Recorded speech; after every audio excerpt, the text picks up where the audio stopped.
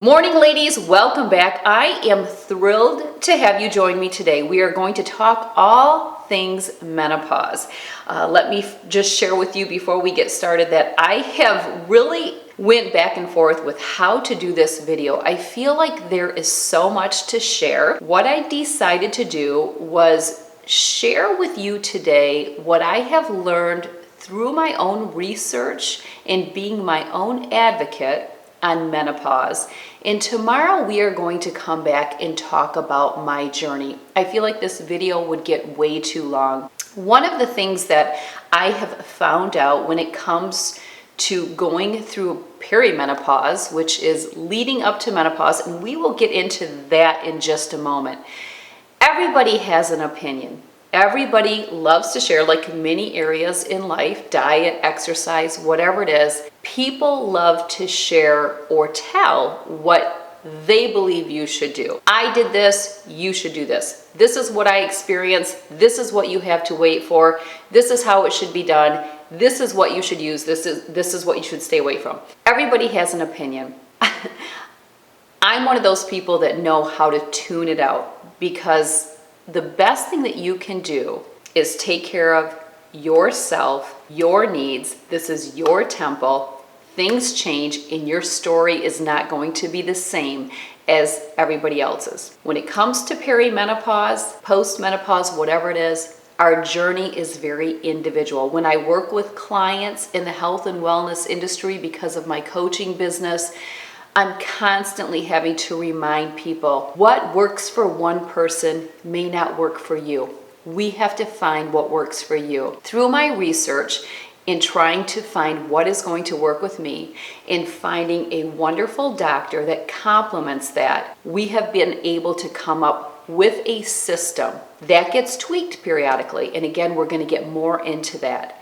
But I do believe that sometimes we have to tune out the noise. We have to know this is our own journey. We have to own it, and you have to be an advocate for yourself. So what I'm going to do today is I am going to share what I have learned about menopause on this journey that I am on. And then again, tomorrow we will come back and I will share what my whole program is, what I am currently doing, what I have done in the past, when this madness all started, when I started to lose my mind. I don't know. We'll talk about all of that tomorrow, but I just think it's too much to do in one video. I'm also going to shut the commenting off on this video until that video comes out as well, because I don't want to be bombarded with a lot of questions or comments until you have all had the opportunity to watch both the videos. So let's dive right in. Menopause. Well, guess what? And this is one of the reasons why I think it's imperative to do your own research, because a lot of people just aren't educated. They just are not educated and they really don't know what they're talking about. Kind of like diet and exercise. Sometimes you just have to sit back and go, do you even know what you're talking about? Do your homework. What I'm going to try to do for you today is help you to not have to do so much homework, because I'm going to provide some of that homework for you. I'm going to take what I've learned and I'm going to bring it to you, because who has time to research this? And I think that's a lot of times why we are stuck in this rut with all these symptoms, is because it takes time to fix the problem. So I am going to help with that, so that we're not taking up all of your time. I'm going to give you all the little tidbits of what I know. Guess what? Menopause is only one day of your life. You are not really in menopause. Menopause lasts one day. So when somebody says, I'm going through menopause, what does that mean? Everybody has a different perception of what that means, but menopause is one day of your life. That's it. When that day is based on when you stopped having your last period. Menopause is 1 year from the last day that you had a period. When that 1 year mark comes, that day is menopause. Anything that happens symptom-wise prior to that day is perimenopause. Anything that happens as far as symptoms go after that one day of menopause is post-menopause. Menopause generally, and this is not set in stone, but the average age that menopause occurs is 51 years old.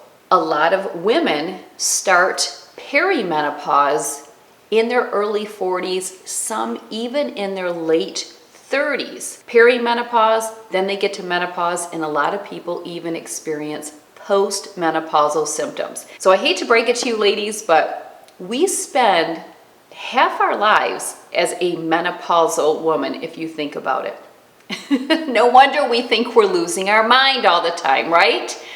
Yeah, that's something to really think about. We outlive men statistically, and we spend a good portion of our life as a menopausal woman.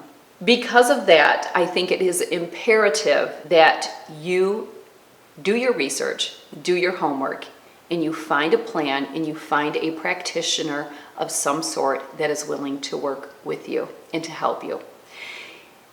Peri-menopause, which is where I am at, and we will talk more about when I started my whole journey, can be a number of different symptoms. Not everyone has the same symptoms in peri-menopause. Some women can kind of skate right through.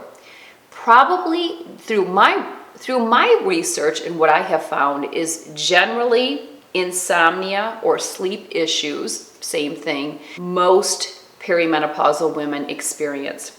But not every woman experiences all the other things that go with it, which are things like weight gain or struggling to maintain your weight. There can be fatigue, anxiety, mood swings, stress. A lot of times our cortisol levels can be out of whack.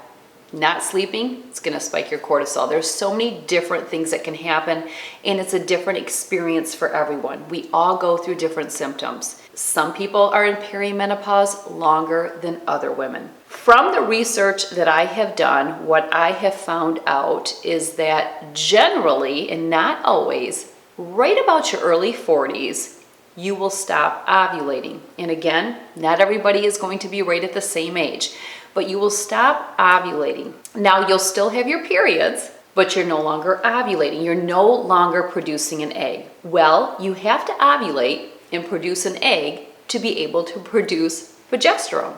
And that's where the problem comes in. Because you're not ovulating, so you're not producing progesterone, so now estrogen is dominating. Estrogen is running the show. And that is where that hormonal imbalance comes from. And that's what creates us to have all of these symptoms. Now, bear in mind, and this is another thing maybe not everyone knows, but in order to produce progesterone or to require progesterone, you have to have a uterus. If you don't have a uterus, you don't need progesterone. But what happens for those of us that still have our uterus, like myself, and we are in perimenopause, because I am no longer ovulating, I get out of whack. Estrogen is dominating, and therefore I need progesterone to balance out the estrogen. And that is generally what takes place. That is what I am currently on, is a bioidentical hormone called progesterone. When you're in perimenopause, the majority of women don't need estrogen. It's because estrogen is already dominating, but that's not always the case. Again, everyone is different. That is why I can't preface enough that you need to do your homework and your own research, because then when you go in to your doctor with all of these symptoms and they think, oh, you're depressed, you have anxiety, let's put you on a prescription medication for depression. Let's put you on a prescription medication for anxiety.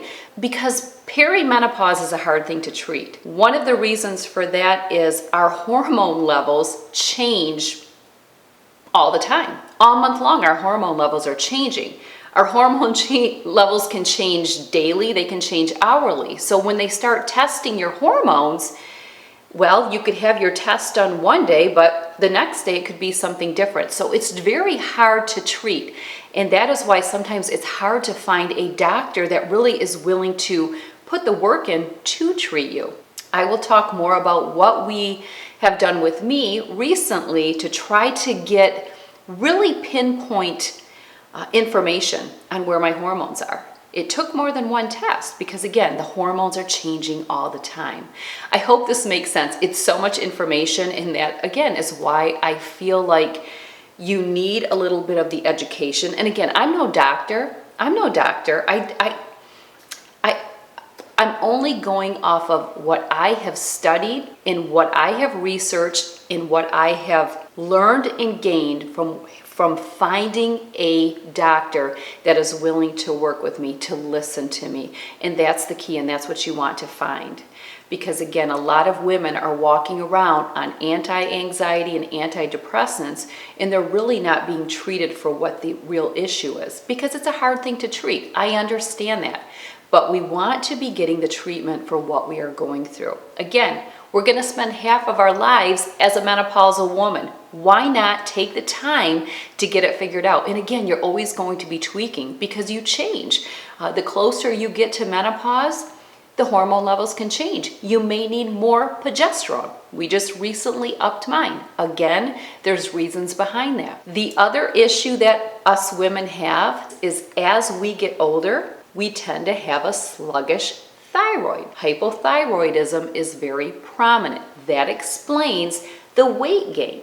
The other thing too is many people, because their cortisol levels are out of whack for many reasons, stress, lack of sleep, constant yo-yo dieting. Yes, ladies, that will spike your cortisol level because anytime we stress the body, our cortisol goes up. Over-exercising will spike cortisol levels. You are stressing the body and taxing the body too much. So can you diet too much? Absolutely. Can you exercise too much? Absolutely. Cortisol levels are up, thyroid is low. All these issues you're putting weight on. A lot of people suffer adrenal fatigue because the thyroid and the adrenals are intertwined. They're intermixed.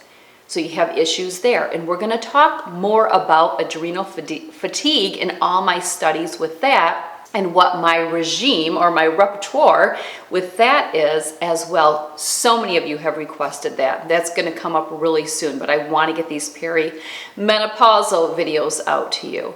So we have a lot of things going on that are at our disadvantage. It generally is not one thing that people are going to need. Progesterone generally is not going to take care of all the issue. There's other things that you need to do to complement it. And I cannot wait to share with you what my little cocktail, because I'm having wonderful results. I'm having the best results currently than I have in years.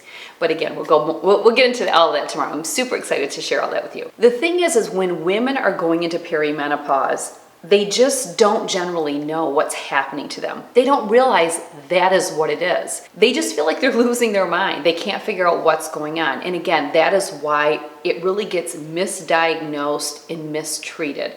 And I'm not giving the doctors a bad rap. I completely get this. Our hormones, again, are changing all the time. It's just a tough thing. And again, that is my, when I am passionate, you can tell.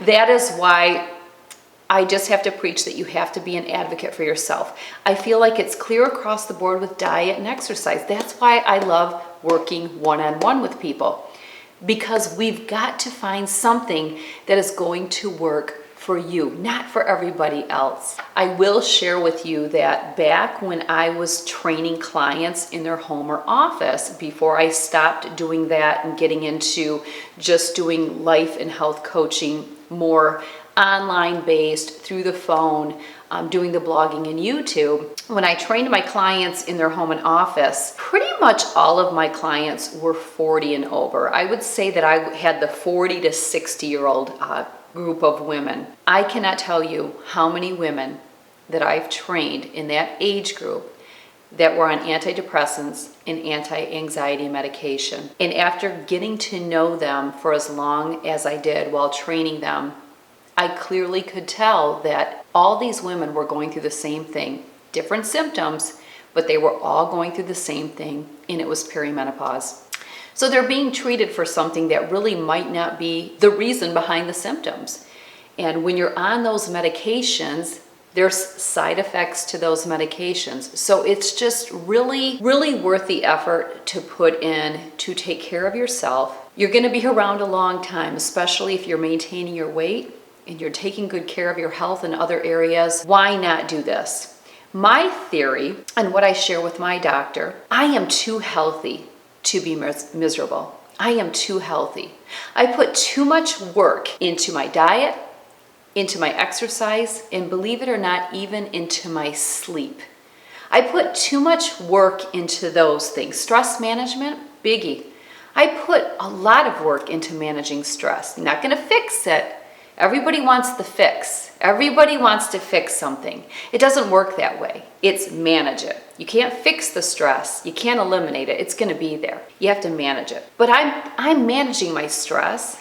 I'm getting my sleep in. I'm staying on a routine with my sleep schedule. I think that's very important. We could do a video on sleep if you'd like. You let me know. You let me know. When I turn the commenting section back on, you can let me know. I'm eating good. I'm exercising.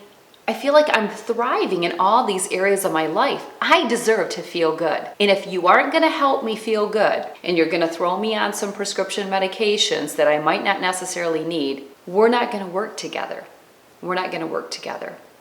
So very important, get in tune with yourself and get this figured out. Get this figured out. And again, what I share with you tomorrow in my video of my perimenopause journey isn't going to be your journey. No woman out there is on your journey. So be very careful. Have a discerning ear when you listen to what other people's advice is. Sometimes progesterone gets a bad rap because it's just confused with synthetic progestin. Two different things.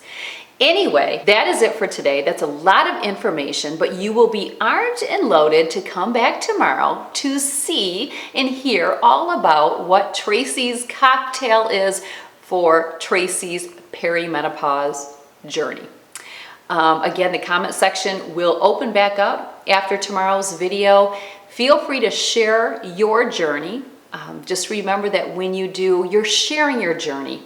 We really can't tell anybody what to do and what not to do because it's their journey. So please have good comments, good content to share where we can get more educated from one another. I always love to hear from all of you. And before I leave, don't forget to check out all the new goodies on my website. I now have the Ask Tracy form where I will be answering your questions on Insta Stories. You'll want to be watching for that. You'll also want to check out where you can shop Tracy's favorites. I will be updating that all the time. And those two links will be in the drop-down box below, and you can always get to everything right on my website, as you know. So we will see you tomorrow morning, bright and early, to talk about Tracy's perimenopausal journey. Thank you for joining me. Have a wonderful day.